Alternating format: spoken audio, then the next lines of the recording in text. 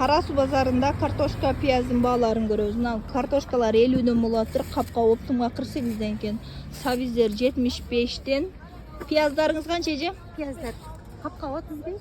Капка 35, Сатабыз. килеге 40тан сатып атыптыр эже. Мындай дүмбүлдөрү бар экен, 160тан алып тоңдуруп койгула. Дүмбүл уже түгөп атат. Мына чеснокторуңуз канча? 150ден. Килограммы 150дөн экен. Помидорлор арзан болуп кеткен, 103 килограмм.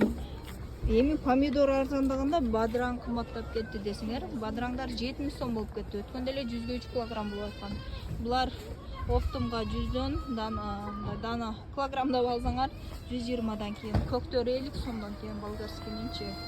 Мынакей. Бананды ham сурап коем. Бананыңыз канча? 160тан кийин килограммычы.